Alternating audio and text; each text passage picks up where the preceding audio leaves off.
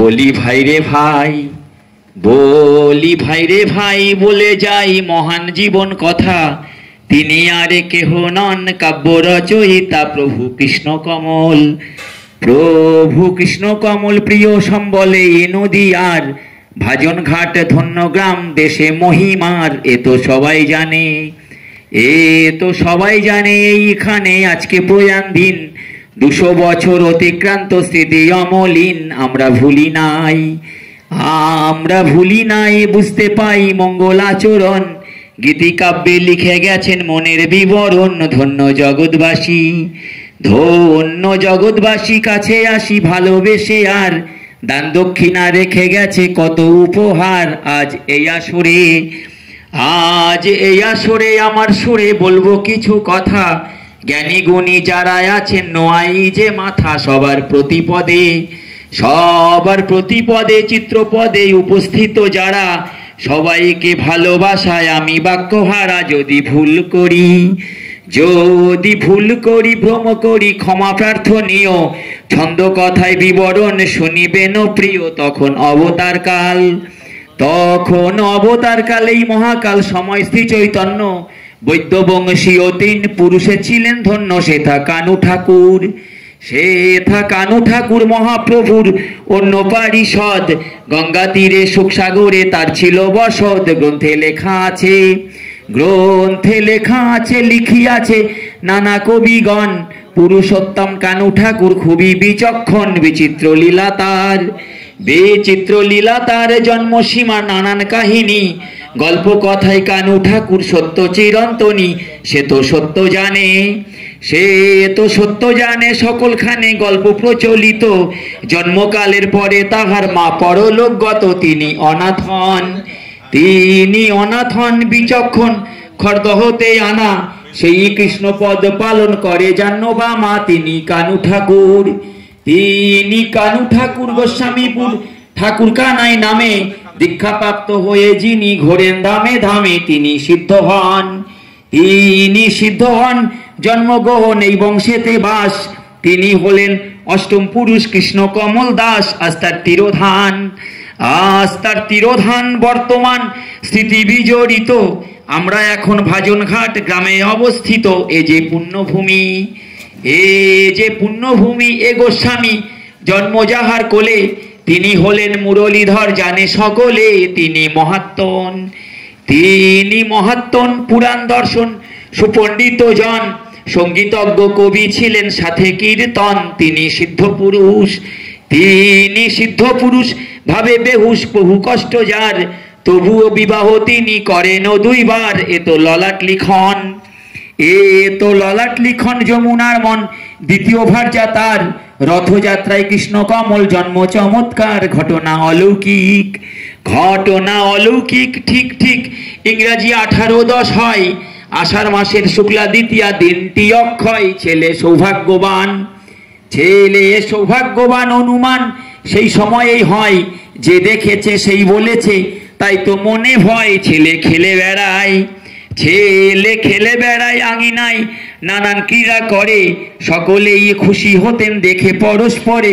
এবার শিক্ষা ক্রোধ, এবার শিক্ষা ক্রোধ, মুগ্ধবোধ পাঠ্য ব্যাকরণ। পাঠশালার সাথে ছিল পিতার অধ্যয়ন। ছিল জীবনকাল, ছিল জীবনকাল, শুভ্র প্রবাল সুমধুর তার গলা। সঙ্গীত ছিল ভালোবাসা, কৃষ্ণতেই উতলা। পিতার তত্ত্বাবধান, পিতার তত্ত্বাবধান, শিক্ষার মান বজায় সকল দিকে। এসব কথা বহুজনেই রেখে গেছেন লিখে। তবু মুরলীধর, তবু মুরলীধর গুরু কিঙ্কর অনেক শিষ্যের মণি। ভক্ত আজ্ঞায় বৃন্দাবনে পৌঁছালেন তিনি। সাথে কৃষ্ণ কমল, সাথে কৃষ্ণ কমল, এই শতদল 7 বছরের শিশু। কৃষ্ণ ছাড়া সেই বালক বোঝে না যে কিছু।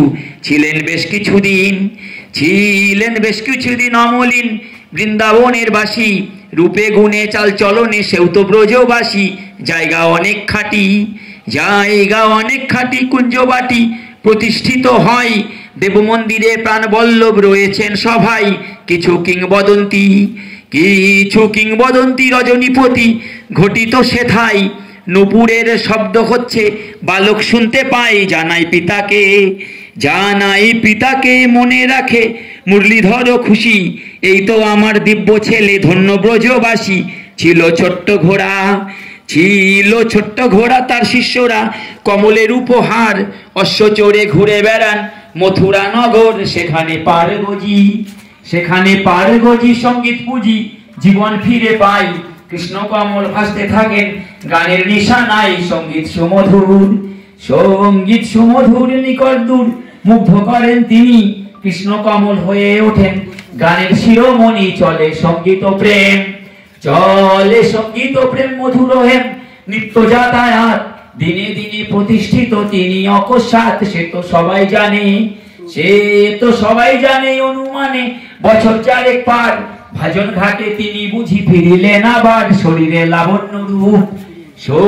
লাবণ্য রূপ মাতৃচুপ চিনতে পারেন নাই। কতদিন পরে মা ডাক শোনেন মহিমায়, সবে প্রভাব ধরি হাতে খড়ি সবই সমাপন। গ্রামের জগদ্ধাত্রী পুজোয় তারও আমন্ত্রণ, সবাই খুশি হয় কার্য পায় গীত রচনা প্রাণ। সকলেই খুশিতে করে ধন্যবাদ জ্ঞাপন, কিন্তু অকস্মাৎ পুত্রবৎ কিছু বোঝার আগে পিতৃদেব চলে গেলেন পরলোক ধামে। সে এক গল্প কথা নয় অন্যথা, ভক্তগণ মানে পুত্রকে জীবন দিতে তিনি বসেন ধ্যানে। দেখেন আশ্চর্য লীলা মহাখালা, সচক্ষে দেখেন যারা পরমাত্মা ধন্য জীবন যোগক্রিয়ার দ্বারা। ধন্য মুরলী জীবন পুত্র ধন কৃষ্ণ বেঁচে যায়। কৃষ্ণ কমল থেকে গেলেন পিতার অভিপ্রায়। এবার সংসারে মন জ্যেষ্ঠজন, চারটি বন মাতা ভার পড়িল তার উপরে, চতুর্দশের দাতা। উপার্জন শিষ্যালয় ভক্ত বলয়, নবদ্বীপে পাঠ ভক্তি শাস্ত্র অধ্যয়নে ভক্ত পরিপাঠ। কত গ্রন্থরাজি ভক্তি সাজি পুঁথির বিবরণ, পুঁথি পড়ে চর্চা দিতেন ভক্তের মনন। পাঠে ব্রতী হন সম্মোহন, ঢাকার হৃদয় জয়। ভাগবতের ব্যাখ্যা দিত মধুর যেন হয়, শ্রোতা বাড়তে থাকে সবাই ডাকে নানান শিষ্য বাড়ি। কৃষ্ণ কমলের নাম ছড়াই অতি তাড়াতাড়ি। বয়স 28 বছর এই 70 জীবন। হুগলি জেলার বাকিপুরের বালিকা রতন এলেন তার গৃহে বধূ হয়ে শ্বশুর হরনাথ। সুশীলা কন্যা সে যে স্বামীতে প্রণিপাত। তখন কৃষ্ণ কমল এই ভূমণ্ডল ভাগবত পাঠ করে, কলকাতা ঢাকা কিংবা সর্বত্র শহরে। গোস্বামী প্রভু ধৈর্য তবু রচনাতে স্নেহে, গীতিনাট্য রচনা করেন মানুষের আগ্রহে। করেন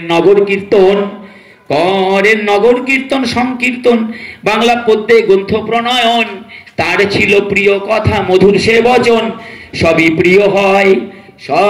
প্রিয় হয় দুঃখের বিষয় গানগুলি হারাই। ভোগমালা আরো আছে মিলায়েছে কোথায়, কেউ জানে না।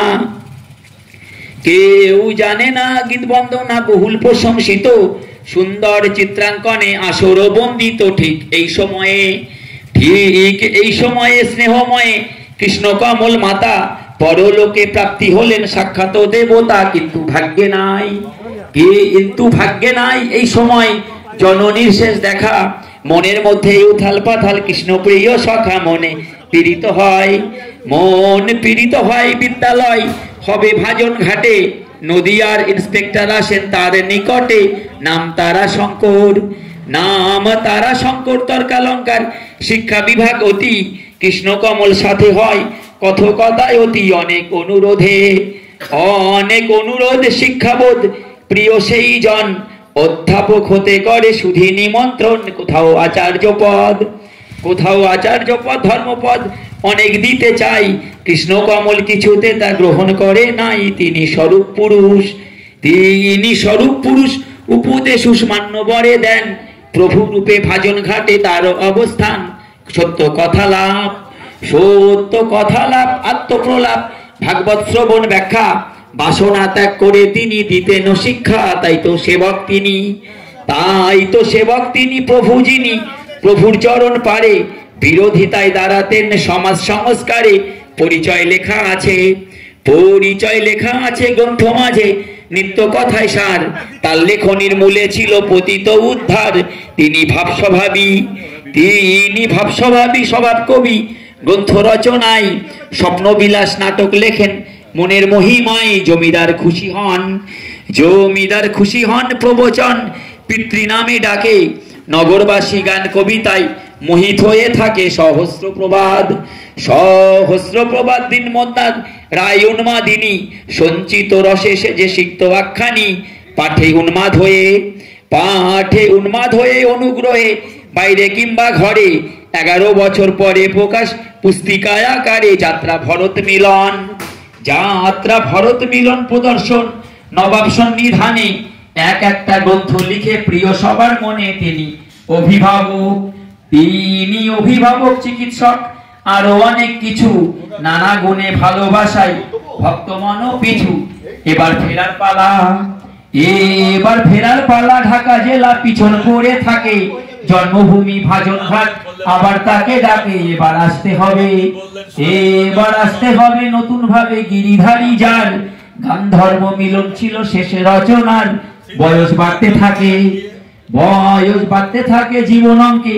পুত্র কন্যা হয় 6 পুত্র 4 কন্যা, সবাই এখন নাই। বয়স 73, বয়স 73। জীবন ভোর ভাজন ঘাটে ফের। নিজের গ্রাম বৃন্দাবন তুলনাতে ঢের। ভাগবত পার্ষদ, ভাগবত পার্ষদ গ্রাম্যপদ থাকে কৃষ্ণ ভাবে। রাধা ভাব সখী ভাব আর আপন স্বভাবে। ভজে গিরিধারী, ভজে গিরিধারী সেবা তাড়িয়েতেই জীবন পান। ইষ্ট পদে ইষ্ট নামে জীবন কাটান। সাথে ভক্তময়, সাথে ভক্তময় চিত্ত ভয়। শরীর চলে না, চুচুড়াতে পাঠানো ছাড়া উপায় থাকে না। সেখানে জামাই বাড়ি, সেখানে জামাই বাড়ি তাড়াতাড়ি। কত প্রিয়জন ভক্ত সাধু এসে করে সাক্ষাৎ গ্রহণ। আমি সুজিত বিশ্বাস, আমি সুজিত বিশ্বাস করি প্রকাশ। পায়রাডা নাই বাড়ি, আখ্যান কথা লেখা হলো ভীষণ তাড়াতাড়ি। শেষের সময়গুলি, শেষের সময়গুলি যেন না ভুলি। বিস্ময় আর বিস্ময়, প্রভুর সাথে ঈশ্বরের কিসে পরিচয়। ভাবতে অবাক লাগে, ভাবতে অবাক লাগে। ঘাট সোহাগে 12ই মাঘের দিন কৃষ্ণ কমল মিলায় শেষে ঈশ্বরে বিলীন। সাথে গিরিধারী, সাথে গিরিধারী সঙ্গতারি। এই নিভুনহার, এই তো জীবন কৃষ্ণ কমল, বড় চমৎকার। শত প্রণাম তাকে।